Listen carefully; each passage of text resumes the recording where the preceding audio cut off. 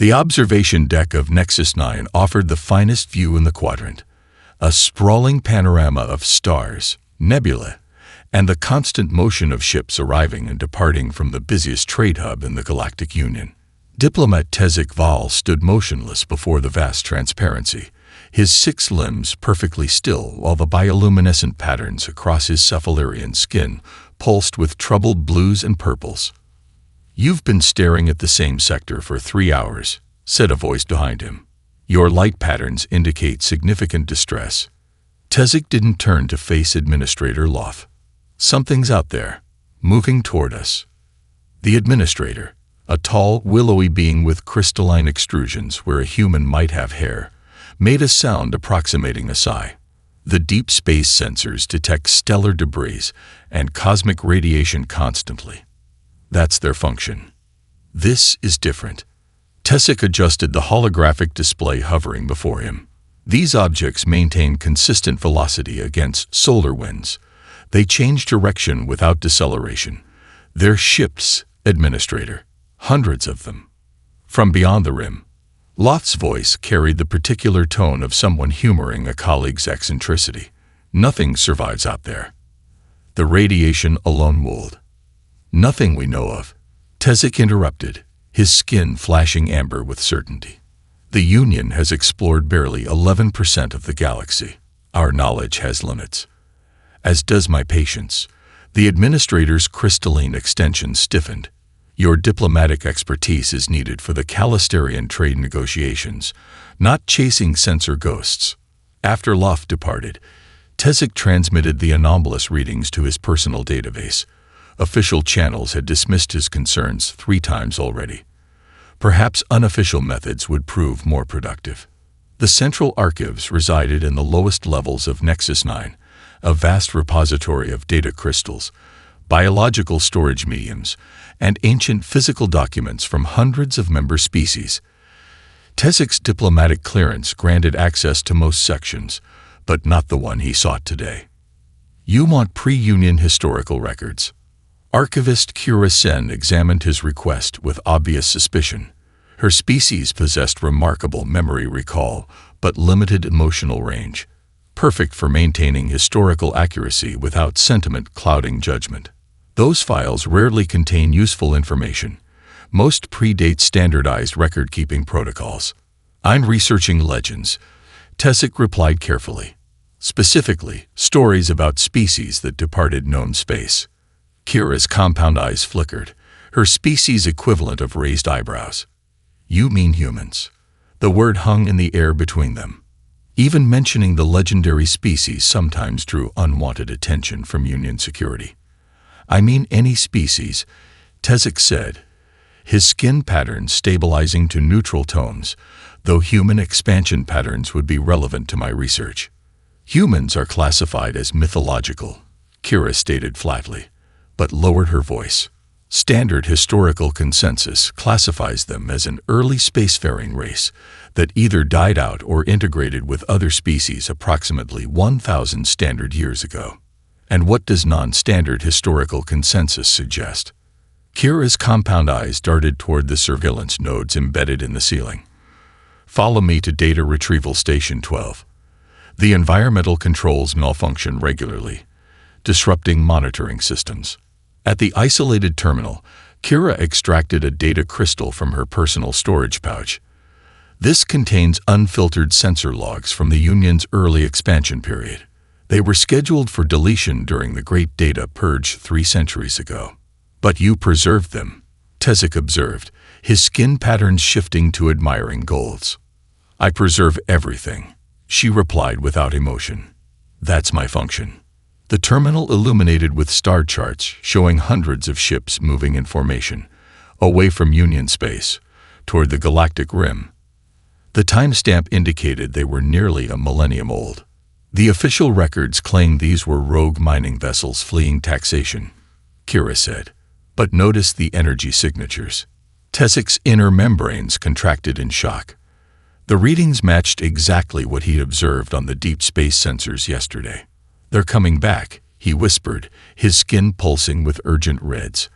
"After all this time, the humans are returning. A distant alarm sounded, and the archive lights dimmed momentarily. Kira removed the crystal hastily. Security protocols activate when certain search parameters are accessed. We've attracted attention. I need more information, Tessic insisted. Then you need to speak with historian Voss at the University of Ancient Studies, she replied, already moving toward the exit. He specializes in human research, though he disguises it as theoretical xenoanthropology. Why help me? Tessic asked. This could jeopardize your position. Kira paused at the doorway, her typically unexpressive face showing a flicker of something like fear. Because the records don't just show humans leaving, Diplomat Vol. They show why they left. And if they're returning now. She didn't finish the sentence. She didn't need to.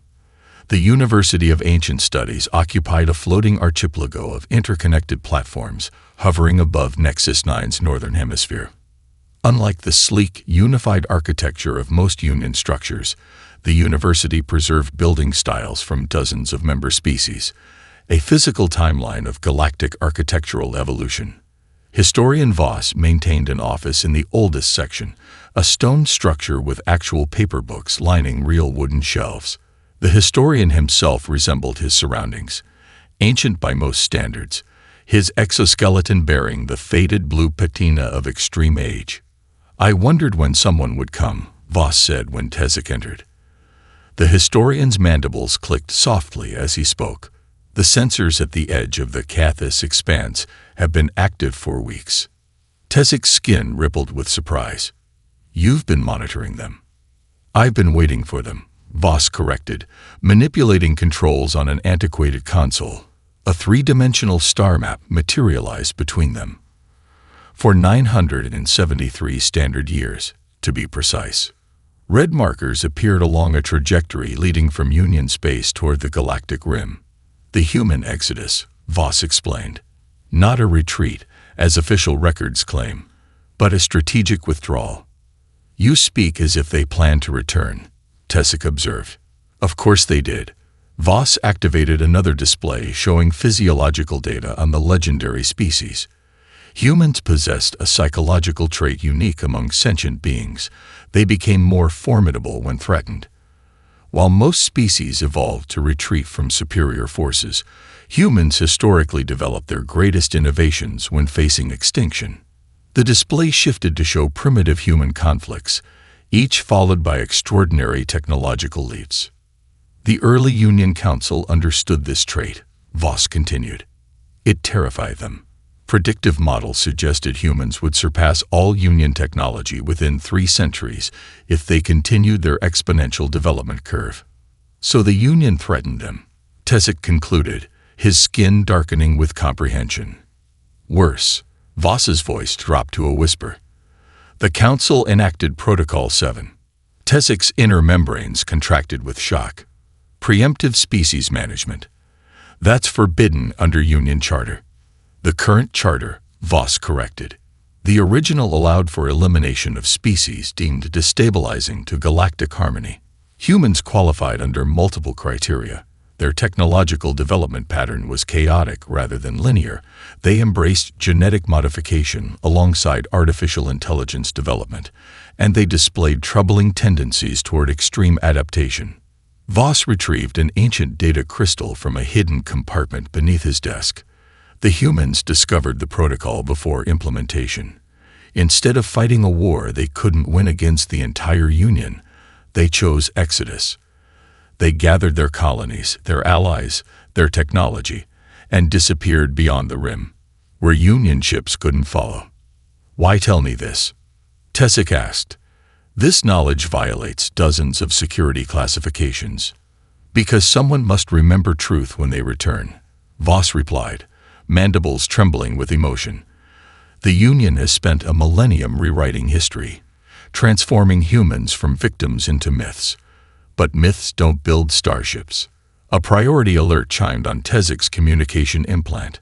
High Commander Azarai summoning all diplomatic personnel to emergency session. The message contained sensor footage.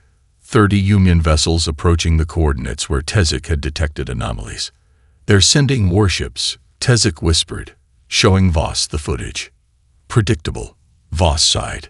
The Union always responds to the unknown with force first. But if humans react to threats with escalation? Precisely. Voss handed him the crystal. Take this to First Counselor Naren.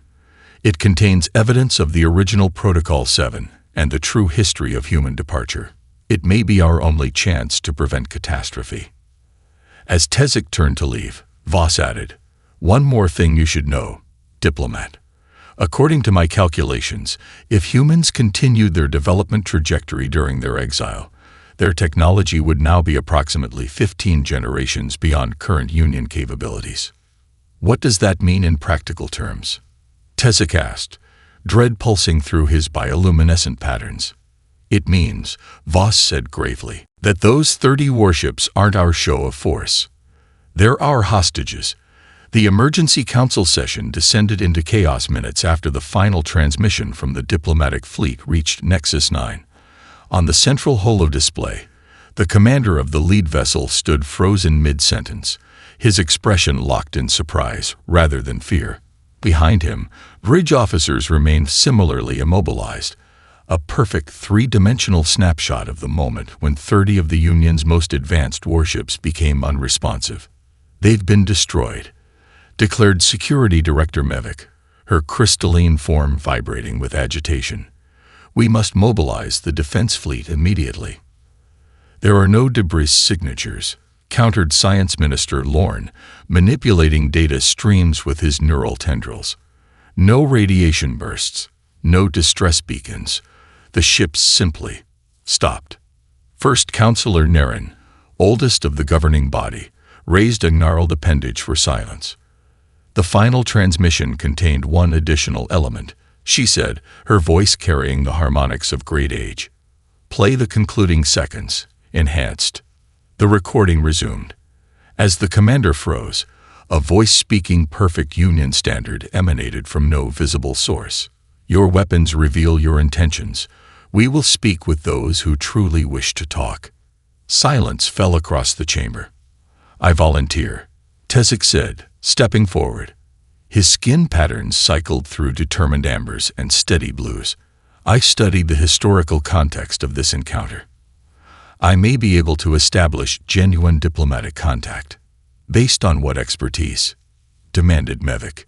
"Chasing legends and censor ghosts." Naren's compound eyes fixed on Tezik. "You've brought something to share, Diplomat Vol." Tezik placed Voss's data crystal on the central console. "Evidence that our historical understanding of humanity may be incomplete." As the crystal's contents displayed, several council members emitted sounds of distress or disbelief. Protocol 7 appeared in its original text, alongside records of the Union's early plans for human containment. "This cannot be authentic," protested Mevik. "These protocols violate our most sacred principles." "Our current principles," corrected Naren quietly. "The Union of today is not the Union of a millennium ago." She turned to Tezik. "Assemble a true diplomatic team. No hidden security agenda. No weapons. If they've returned after what we plan to do to them, the least we owe them is honesty." The diplomatic vessel Concord approached the coordinates with minimal propulsion, broadcasting peace signals on all frequencies. Tezik stood at the observation port alongside Kira-sen and 3 other specialists chosen for knowledge rather than political connections. "What do we say to a species we tried to exterminate?" whispered Saitao, xenolinguistics expert. "We start by listening," Tezik replied. Space shimmered before them as thousands of vessels materialized simultaneously, a perfect geometric formation stretching beyond visual range. Each ship was unique, following no standardized design philosophy. Some appeared grown rather than constructed, with organic curves and surfaces that rippled like living tissue. Others displayed impossible geometries, sections that seemed to fold through dimensions beyond normal space. At the formation's center floated a vessel unlike any other, its golden surface reflecting starlight in patterns that seemed deliberately choreographed. It resembled an ancient nautilus shell, spiraling inward with mathematical precision. A communication request pinged their systems, notable for its simplicity. No encryption, no diplomatic codes, just a basic invitation to connect. When Tezik accepted, no image appeared. Instead, a voice spoke. Permission to come aboard your vessel. I believe face-to-face discussion would be more productive. Before anyone could respond, a section of their hull shimmered and transformed into a perfectly formed docking tunnel constructed of what appeared to be solid light. Through this impossible corridor walked a human woman, of average height with dark hair containing strands of silver. She wore a simple uniform bearing no obvious rank insignia. Her eyes shifted color subtly as she approached, from deep brown to hints of green and back again. She extended her hand in the ancient human greeting gesture. Admiral Helena Chen, Terran Exodus Coalition, she said, her voice matching the one from the communication. It's been a long time since we spoke with the Union. I believe we have much to discuss. Tezik extended a limb in response, his skin illuminating with cautious hope. Indeed we do, Admiral. Beginning with an apology that is 1,000 years overdue. This will disorient you initially, Admiral Chen warned as their shuttle approached a massive spherical structure floating independently of the main human fleet. Unlike the Golden Nautilus flagship, this construct appeared almost translucent, its surface constantly shifting between opacity and transparency.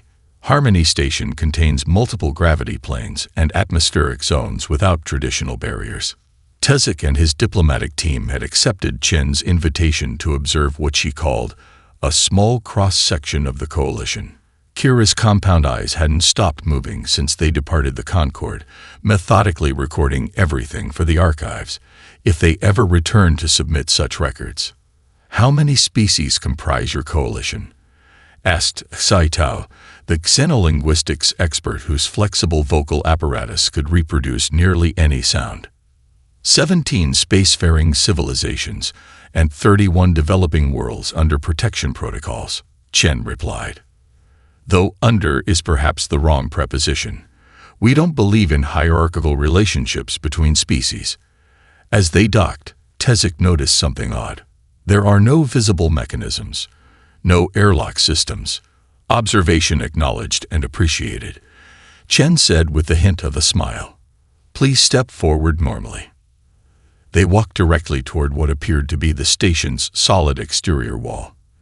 Instead of impact, Tezik experienced a moment of gentle resistance, like passing through dense liquid, before emerging into an enormous atrium teeming with activity. His sensory membranes contracted in shock. Dozens of species moved through the space, some recognizable as variations of known Union races, others completely foreign to his extensive diplomatic experience. Most remarkable were the environments they inhabited simultaneously. Along what might be called the ceiling, beings walked inverted to Tezik's position, experiencing their own gravitational orientation. Others moved through sections of liquid atmosphere that maintained perfect cohesion, without containment fields. Impossible, whispered Science Officer Everin, her tentacles curling with calculation. These environment boundaries violate fundamental physical laws. They violate known physical laws, corrected Chin. Necessity drove innovation. When we fled beyond the rim, we encountered radiation levels and spatial anomalies that should have exterminated us within a generation. Instead, they forced us to reconsider basic assumptions about reality. She guided them toward a transparent platform that detached and began moving independently through the station.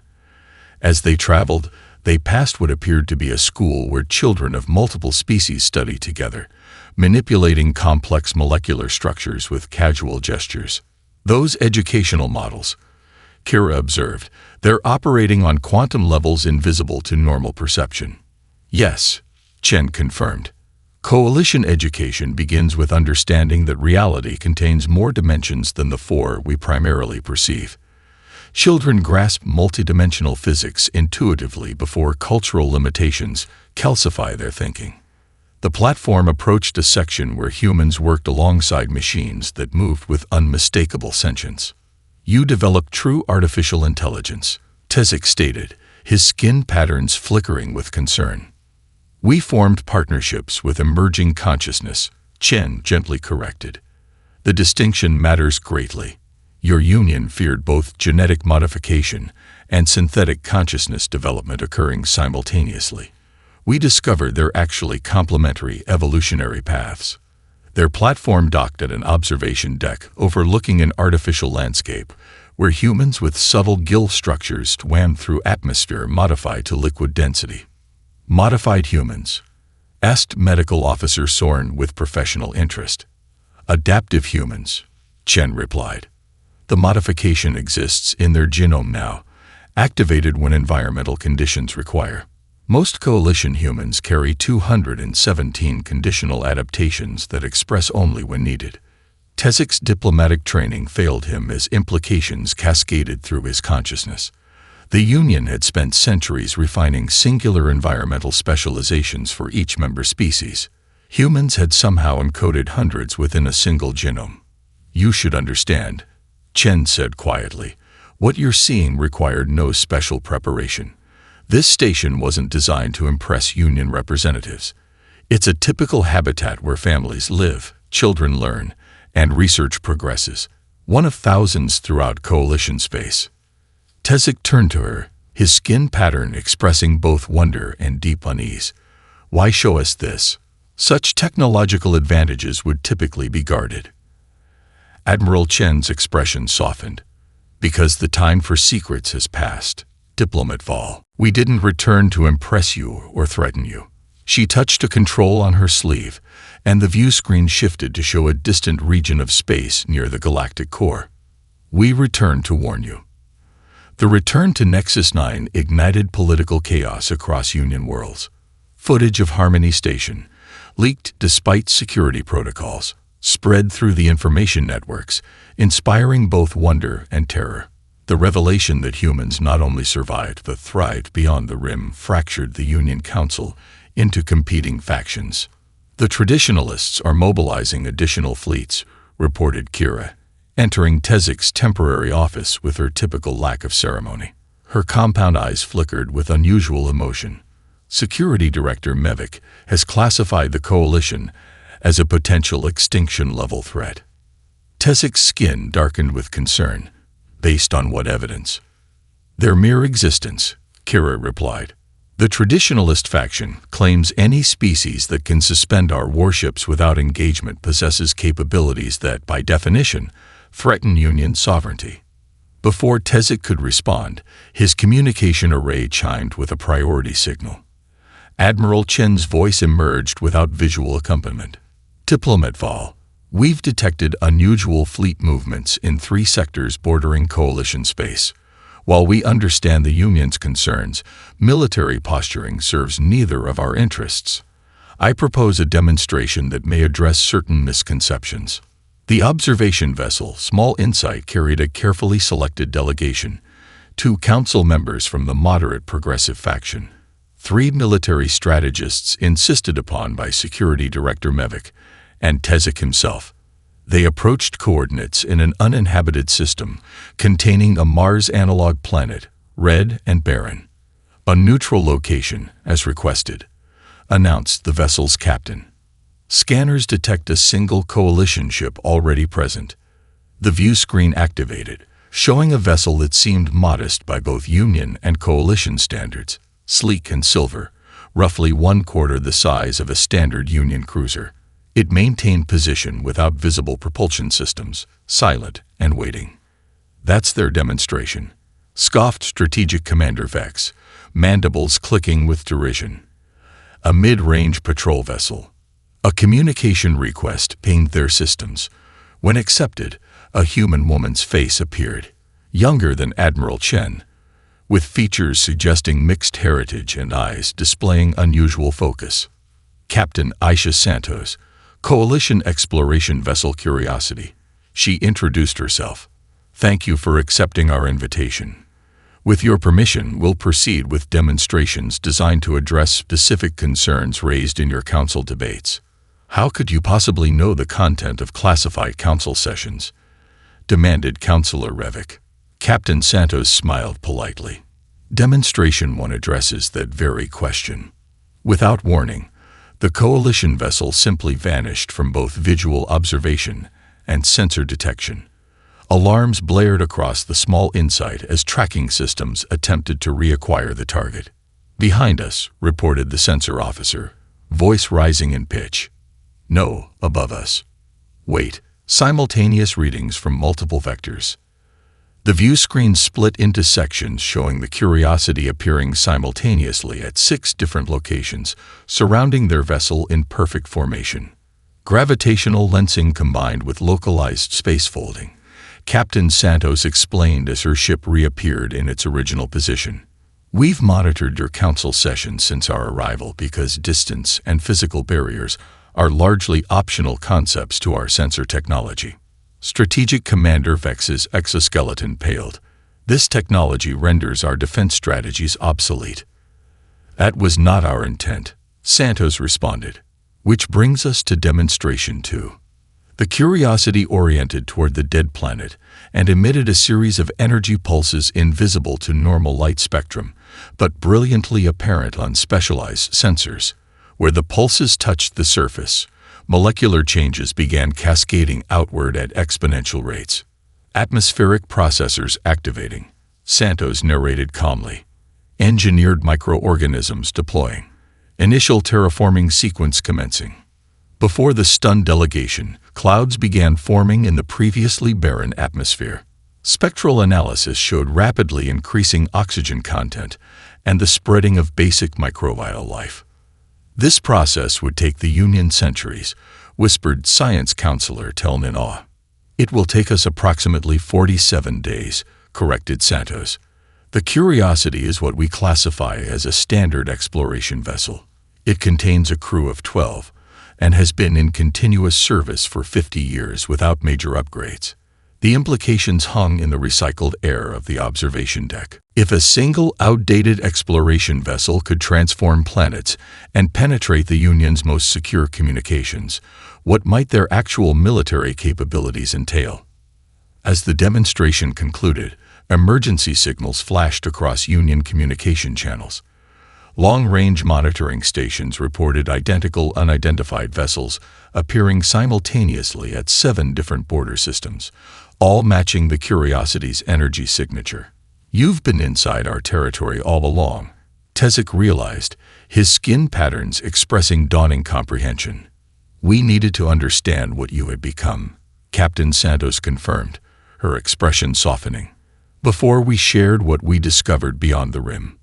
The Central Archives had become Kira's fortress. For 6 consecutive cycles, she hadn't left the lowest levels, converting a storage chamber into makeshift living quarters. Security Director Mevik had ordered a historical preservation initiative, a thinly veiled attempt to lock down and possibly purge records related to early Union human interactions. "They're trying to repeat the past," Kira explained to Tezik during his clandestine visit. Her compound eyes reflected the dim emergency lighting she'd switched to for avoiding surveillance. "The traditionalists believe erasing historical context will strengthen their position." Tezik's skin patterns swirled with concerned violets. "What have you found?" Kira activated a sealed data terminal isolated from the central network. "Records so old they were considered corrupted data fragments. I've spent decades reconstructing them." The screen displayed psychological assessment protocols from the earliest Union formation period. The original fear of humans wasn't just their technology, Kira explained, navigating through ancient files. It was their cognitive structure.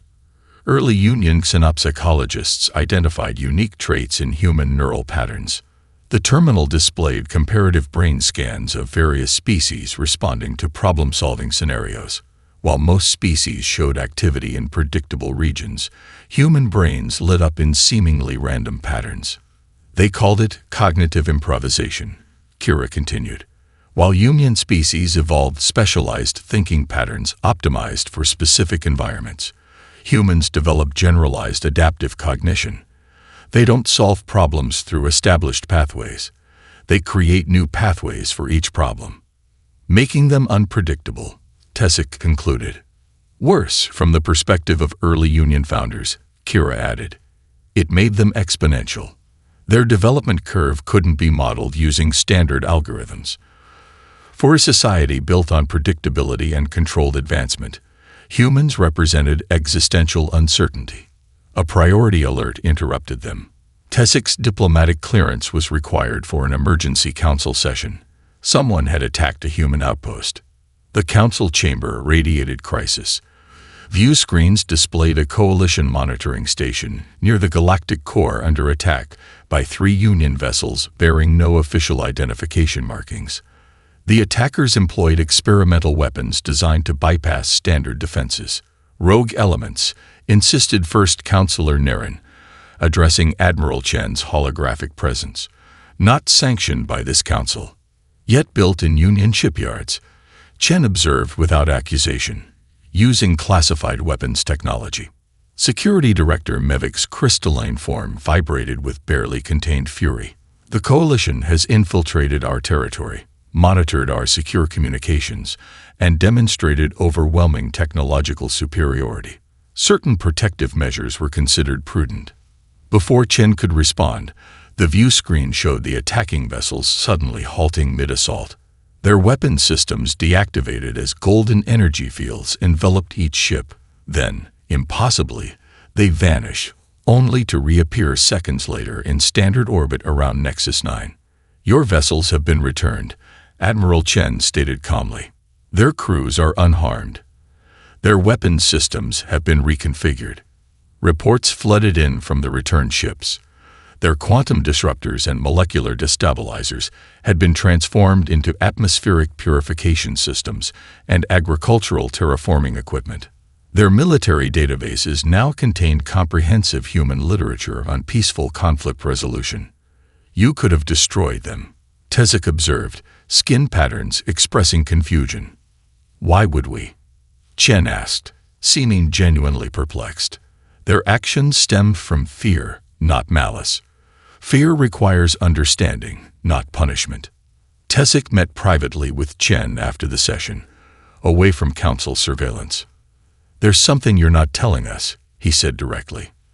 "The progressives support peaceful integration, but we need complete transparency." Chen's expression shifted to one Tesic couldn't interpret through his skin-up psychological training. "You're correct," she acknowledged. "We've withheld critical information while assessing Union stability."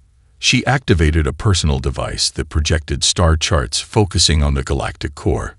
"During our exile, we explored regions avoided by Union ships due to radiation barriers. We discovered something that explains the Union's founding principles and the original fear of human cognitive patterns." The display showed ancient structures embedded in dead worlds near the core, geometric installations of impossible age. These facilities were created to monitor galactic development and eliminate civilizations that developed along certain technological paths, Chen explained. "We found records indicating they've performed this function for millions of years through countless cycles of species elimination." "Who built them?" Tesic asked, skin patterns paling to anxious white. "We don't know," Chen admitted. "But we know why the early Union feared human unpredictability." She highlighted patterns in the monitoring protocols. The system was designed to recognize and counteract predictable development patterns. Species that follow expected evolutionary and technological trajectories trigger culling protocols when they reach certain advancement thresholds. "And humans?" Tesic whispered. "We're the first species in recorded history whose development patterns the system couldn't predict," Chen replied.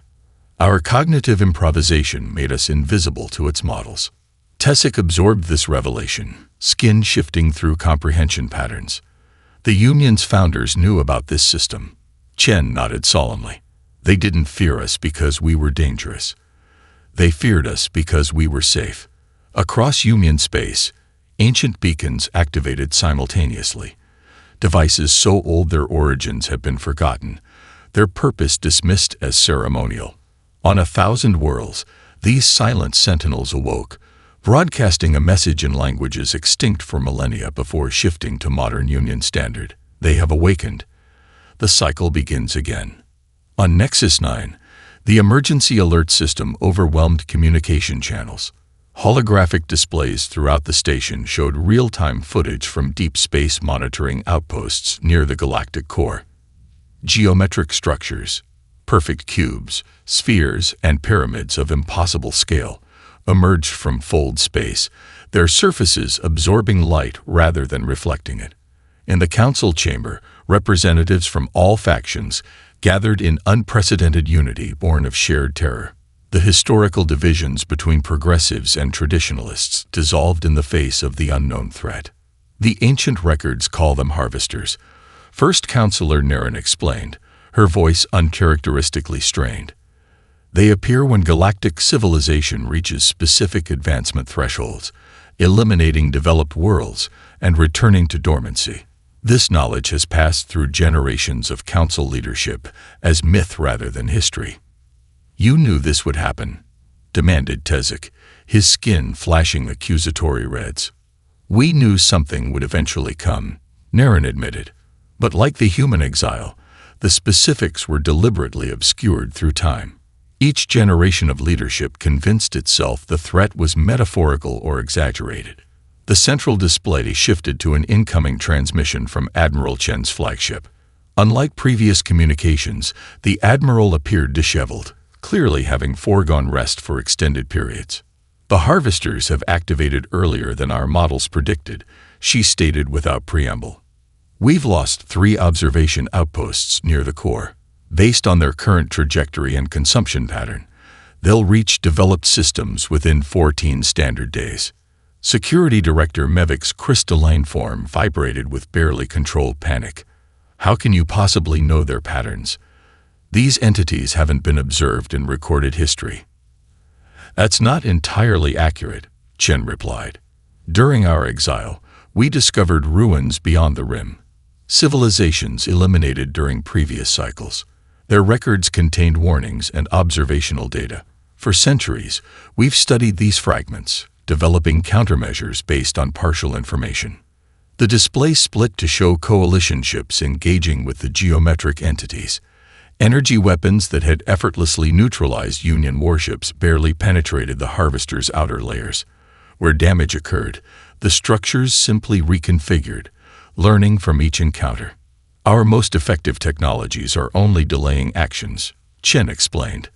"The harvesters adapt to any strategy used consistently against them. They operate on perfect logical prediction models. They've seen every standard military response across thousands of species and developed counters to each." "Then what hope exists?" asked Counselor Teln, voicing the chamber's collective despair. "Improvisation," Chen answered. "The one thing they cannot predict. We believe this is why human cognitive patterns registered as dangerous to the monitoring system. The harvesters rely on logical prediction algorithms developed over millions of years. Human neurological processes introduce true randomness. Through creative leaps, the system cannot anticipate." Tezik's diplomatic training produced a realization. "This is why you returned. Not revenge for Protocol 7. You need Union resources combined with human unpredictability." "Yes," Chen acknowledged. "Alone, neither of us can prevail. The Union possesses infrastructure, production capacity, and population resources we lack. We provide the cognitive frameworks and technological approaches the harvesters cannot model." First Counselor Naren stood, her ancient form straightening with new purpose. "What does the coalition require from us?" Chen's hologram expanded to display tactical scenarios. "A unified defense at these coordinates. Every vessel capable of modification to our specifications. And most crucially," she paused, meeting the gaze of each council member, "trust. For the first time in a millennium, our species must trust one another completely." As the council absorbed this request, emergency alerts sounded again. 3 harvester entities had altered course, accelerating toward Nexus 9 directly. The station, with its vast archives and concentrated population, presented an ideal first target. "They'll reach us within 70 hours, reported the defense coordinator. "We'll be there in 60, Chen promised, her hologram dissolving as transmission ended. For the first time in Union history, A species once condemned to extinction had become their only hope for survival. The battle for Nexus 9 unfolded unlike any conflict in recorded galactic history. Coalition vessels arrived 58 hours after Chen's promise, deploying in formations that seemed chaotic to Union observers, but followed complex mathematical patterns designed to appear random to Harvester prediction algorithms. Tesik watched from the emergency command center as the station's population evacuated through converted fold space corridors, technology shared by the humans without reservation. His skin patterns cycled between determined amber and anxious blue as the tactical display tracked 3 massive harvester constructs approaching. "They're beautiful, in their way," observed Kira, standing beside him. Her typical emotional reserve had faltered in these final hours. Perfect geometric forms executing perfect geometric destruction. "Perfection is their weakness," replied Admiral Chen, entering the command center. Unlike her holographic appearance, her physical presence carried an intensity that filled the room. "They cannot comprehend imperfection or improvisation." The tactical display expanded to show the defense plan. Coalition vessels modified with Union power cores would engage the harvesters directly, while modified Union ships would execute maneuvers specifically designed to appear erratic and contradictory. "We cannot destroy them through conventional means," Chen explained. "Their material composition adapts to physical attacks. Instead, we target their processing nodes with cognitive disruption signals." "You're going to confuse them to death?" asked Security Director Mevik, skepticism evident in her crystalline resonance. "Essentially, yes," Chen confirmed without defensiveness. "Their intelligence operates on perfect logical processing. We'll introduce true randomness to their systems, the informational equivalent of a biological virus." As the harvesters entered the outer defense perimeter, the combined fleet engaged. Union vessels executed maneuvers that violated their own tactical doctrines, accelerating toward threats instead of establishing optimal firing positions, performing unpredictable course changes, and communicating in deliberately contradictory patterns. The harvester response proved Chen's theory correct. The geometrical entities hesitated, their perfect formation showing momentary disruptions as they processed behaviors outside their predictive models. This hesitation provided opportunities for specialized coalition vessels to penetrate their outer defenses. From his position in the command center, Tesik witnessed the impossible becoming reality. Union captains who had spent centuries perfecting standardized battle protocols now embraced chaos as strategy. Coalition ships that could have escaped to safety instead placed themselves between the harvesters and Nexus 9, absorbing devastating energy pulses that would have destroyed the station instantly. When the smallest harvester entity suddenly disintegrated, a cheer erupted across all communication channels. The entity had attempted to process too many contradictory inputs simultaneously, its perfect logical structure collapsing under randomness it could not integrate. "This is how you survived 1,000 years in the harshest regions of space," Tesik realized, skin patterns expressing dawning comprehension. Not through superior technology, but through superior adaptation. "Technology without adaptability is just machinery," Chen replied. "Adaptability without compassion is just survival. We needed both to become what we are." As the second harvester began showing signs of systemic failure, emergency alerts sounded. Dozens more harvester entities had altered course, converging on their position. The combined fleet had won this engagement, but the war had only begun. In the aftermath of the battle, as Nexus 9 became the headquarters for the newly formed alliance, Tesik found Admiral Chen standing alone on an observation deck, watching Coalition and Union vessels departing together for the next confrontation. 1,000 years ago, your people planned our extinction because they feared what we might become, Chen said without turning. They were right to fear us, but for the wrong reasons. They worried we would become conquerors, when our true destiny was to become protectors. And now, Tesik asked, his skin patterns reflecting genuine curiosity. Chen finally turned to face him, a smile softening her weary features. "Now we write a new history together." One where difference is strength, not threat. Where adaptation is celebrated, not feared. Above them, the stars shone on a galaxy where humanity was no longer legend but living history, writing a future that broke the cycle of 1,000,000,000 years. Not through dominance, but through the one force the perfect logical minds of the harvesters could never comprehend. The beautiful imperfection of species who chose cooperation over conquest. The universe doesn't belong to those with the most power or the oldest civilizations, Chen said, echoing wisdom passed down through generations of human exile.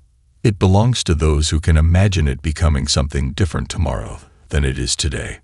Tezek's skin illuminated with patterns never before recorded in Cephalar in expression, hope without reservation, determination without fear. Together, they faced the stars and the battles to come, former enemies now bound by a shared defiance of destiny.